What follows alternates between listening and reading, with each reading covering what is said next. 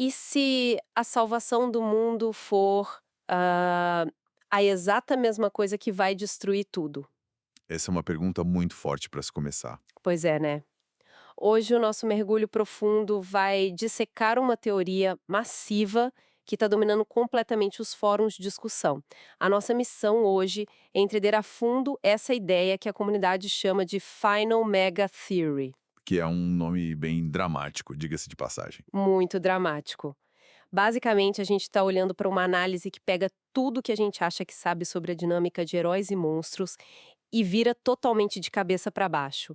Ela propõe que a personagem Eleven não é a salvadora definitiva. Mas sim o catalisador literal para o fim do mundo. Exato. E, assim, vamos desempacotar isso, porque eu fiquei muito empolgada com o quão ousada é essa teoria.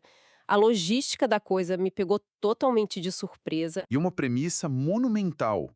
O que torna essa discussão tão rica não é só ficar especulando se isso vai realmente acontecer na tela, Uhum. mas é dissecar a mecânica de como uma história pode fazer isso. O material que a gente reuniu argumenta muito bem sobre o poder de uma estrutura narrativa capaz de subverter as nossas expectativas.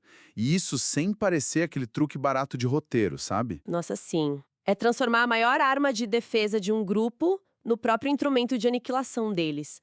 Isso tem um peso psicológico muito bizarro. E entender por que isso ressoa tanto com a galera que acompanha a série é, tipo, fascinante. Com certeza.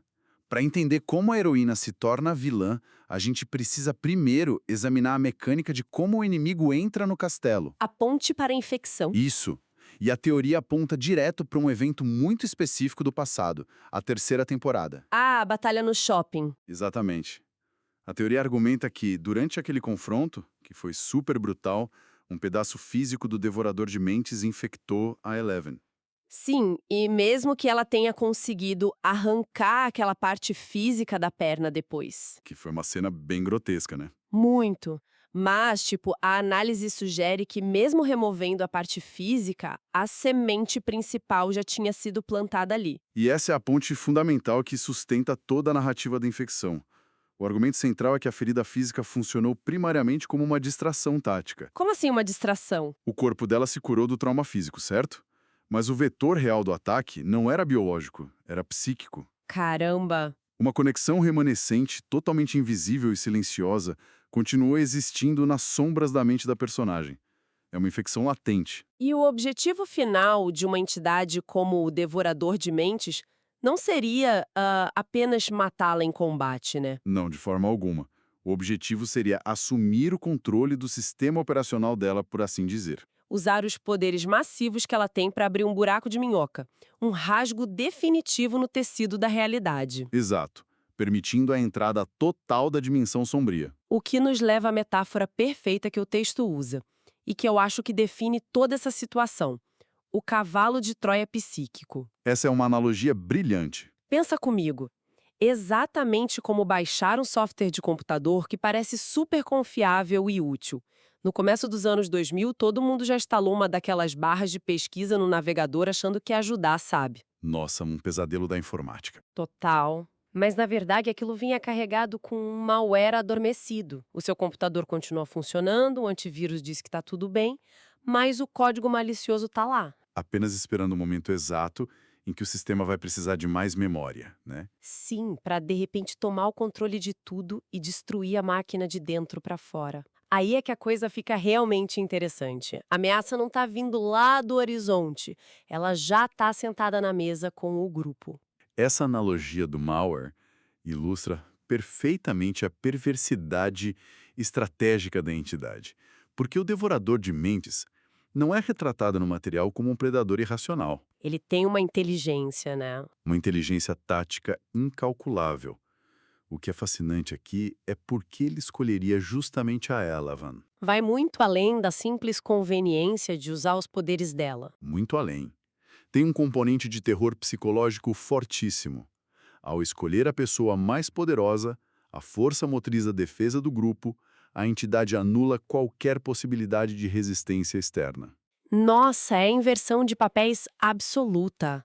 A maior força de defesa se torna, sem ninguém saber, o dispositivo de aniquilação. Exato.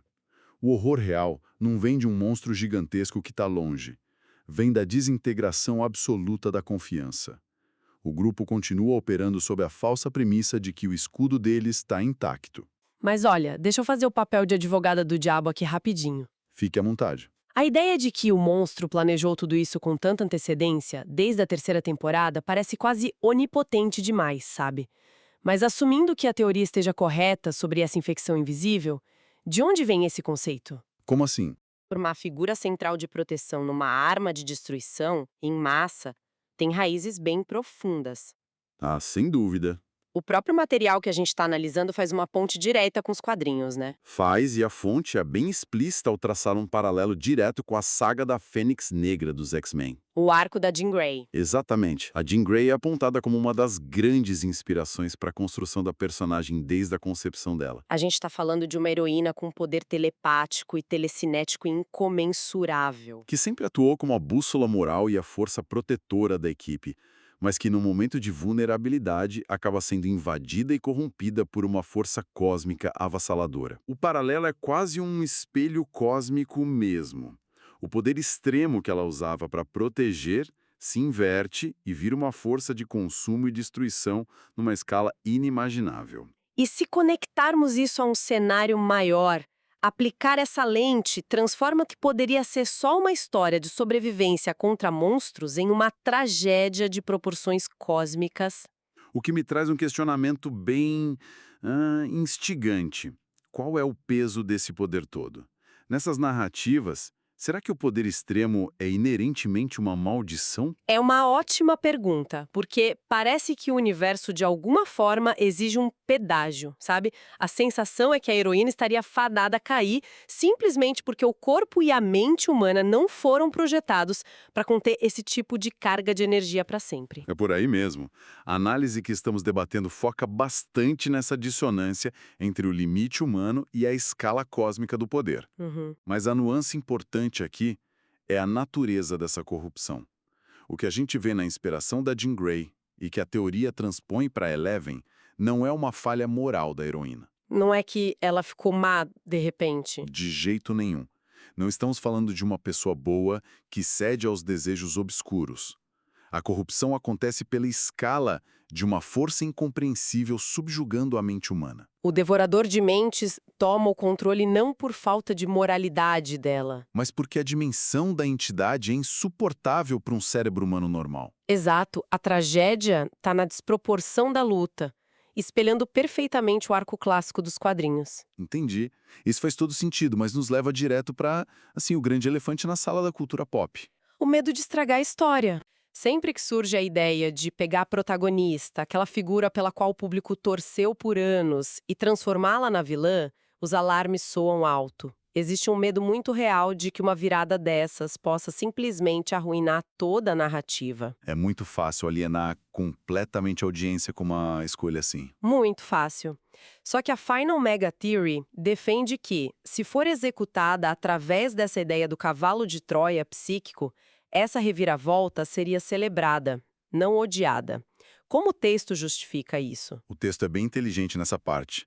É vital trazer o contraste explícito que eles fazem com o final de Game of Thrones. Ixi, aí a ferida é recente para muita gente. O material foca especificamente no arco da Daenerys Targaryen para ilustrar a diferença. Certo. O texto afirma que quando a Daenerys incendeira a cidade, a recepção do público foi de que aquilo representou uma traição à personagem. Porque pareceu uma quebra do contrato narrativo, né?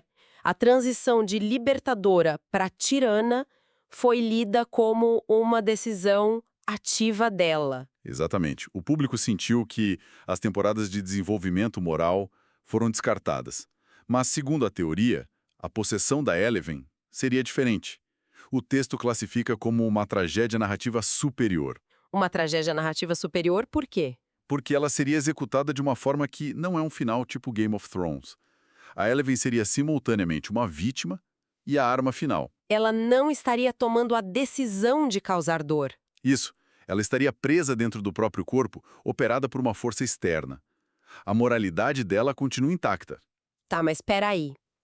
Deixa eu dar um passo atrás e questionar isso levemente. Pode falar. O que tudo isso significa para o livre-arbítrio da personagem. Em que sentido? Se a gente retira a agência da heroína, já que ela está possuída e não agindo por escolha própria, isso realmente resulta numa história melhor?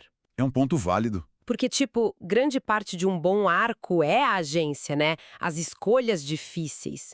Se tiramos isso no clímax, a gente não está apenas mudando o tipo de dor que a audiência sente.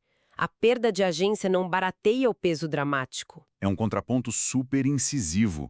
É o calcanhar de Aquiles das histórias de possessão. Mas a teoria rebate isso de forma brilhante, Como? justificando que a tragédia superior nasce exatamente dessa falta de agência. Sério? Sim, a genialidade é que a dor da narrativa reside na impotência. O fardo devastador não recai sobre ela fazer uma escolha ruim, mas sobre os aliados dela. Ah, os amigos teriam que lutar contra ela. Isso, exato. Imagina a dor de ter que enfrentar a pessoa que você ama, sabendo que ela está presa lá dentro. Talvez gritando no escuro, totalmente ciente do que o corpo dela está fazendo, mas sem poder parar. Nossa, isso é esmagador. Isso levanta uma questão importante sobre a diferença entre corrupção moral, que é uma escolha pelo poder, e possessão trágica, que é um sacrifício forçado. É por isso que o material descreve como uma tragédia superior. Caramba, a elegância brutal dessa Final Mega Theory é indiscutível agora que a gente desmembrou os detalhes. É um soco no estômago, mas enraizado no amor pela personagem. E conecta com o argumento final do texto-fonte, sabe? Teorias tão detalhadas como essa demonstram um engajamento profundo da comunidade com a narrativa. Com certeza. Mostra que o impacto da obra se estende muito além da tela e molda ativamente a cultura pop. Para quem ouve a gente, isso exemplifica demais como nós consumimos e cocriamos essas histórias modernas. Nós não somos mais apenas espectadores passivos. Exatamente. A audiência abre o motor da história para ver como as engrenagens funcionam. E isso me deixa com um pensamento final muito provocativo que expande tudo que a gente conversou aqui. Qual seria? Se a única pessoa capaz de salvar o mundo se torna a própria ferramenta do fim do mundo, qual é o custo real da salvação? Uma pergunta pesada. Né? Quando o escudo se torna a espada do inimigo, a verdadeira tragédia é perceber que a esperança e a aniquilação podem residir literalmente no mesmo corpo. É o paradoxo do poder absoluto. Pois é. Como lidar com a ideia de que a salvação perfeita pode abrigar o fim absoluto? Fica aí essa última reflexão instigante para quem está ouvindo continuar a explorar por conta própria. Continuem desbravando as entrelinhas.